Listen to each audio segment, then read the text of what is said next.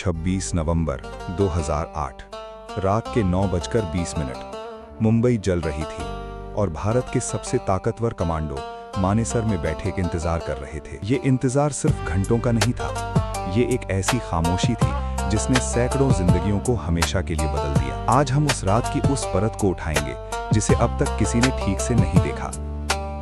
मुंबई पर हमला शुरू हुआ रात के 9:20 पर।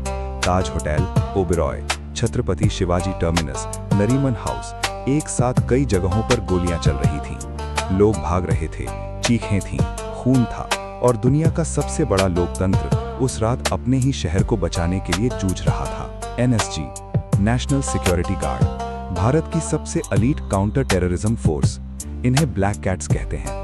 यही वो लोग हैं जिन्हें इस तरह के हमलों के लिए बनाया गया था। लेकिन जब मुंबई को इनकी सबसे ज्यादा जरूरत थी, ये कहां थे? यहीं से शुरू होती है वो कहानी जो आज भी कई सवालों के जवाब मांगती है। एनएसजी का मुख्यालय है मानेसर, हरियाणा में, दिल्ली से करीब 40 किलोमीटर दूर। अलर्ट भेजा गया, कमांडो तैयार थे, गियर रेडी था, जज्बा रेडी था, लेकिन विमान नहीं था। भारत सरकार के पास उस वक्त एनएसजी को तुरंत लिफ्ट करने के लिए कोई डेडिकेटेड एयरक्राफ्ट नहीं था। ये पहली चूक थी।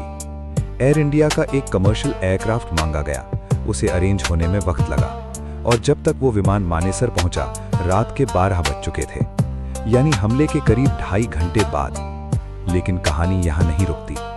विमान मुंबई के छत्रपति शिवाजी अंतरराष्ट्रीय हवाई अड्डे पर उतरा। अब एनएसजी को होटलों तक पहुंचना था और यहां हुई दूसरी और शायद सबसे बड़ी चूक। ग्राउंड ट्रांसपोर्ट रेडी नहीं था। जी हां, देश की एलीट फोर्स मुंबई में उतर चुकी थी, लेकिन उन्हें ले जाने के लिए बसें, व्हीकल्स, यहां तक कि एक प्रॉपर कॉन्वॉय तक तैयार नहीं था। कमांडो हवाई अड्डे पर खड़े रहे। सोचिए उस रात को, ताज होटल में लोग बाथरूम में छुपे थे, नरीमन हाउस में बंधक थे और भारत के ब्लैक कैट्स एक रनवे पर खड़े थे। ये लापरवाही नहीं थी, ये एक सिस्टमिक फेलियर था, एक प्रशासनिक खामोशी जो सालों की उपेक्षा का नतीजा थी।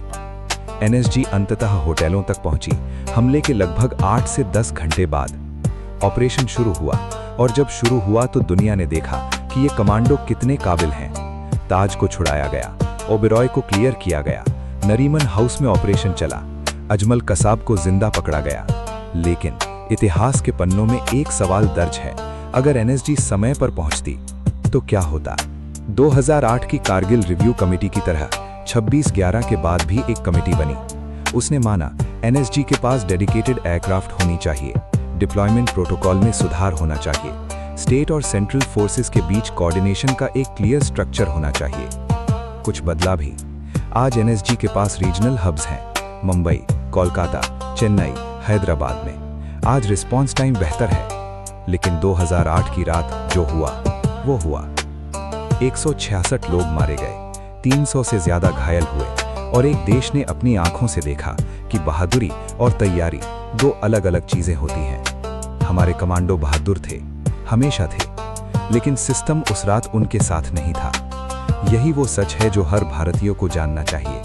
इसलिए नहीं कि हम अपने देश को कोसें, बल्कि इसलिए कि हम ये सुनिश्चित करें, ये गलती, ये खामोशी दोबारा कभी ना हो। 26/11 सिर्फ एक तारीख नहीं है, ये एक सबक है और सबक तभी काम आते हैं जब हम उन्हें याद रखते हैं।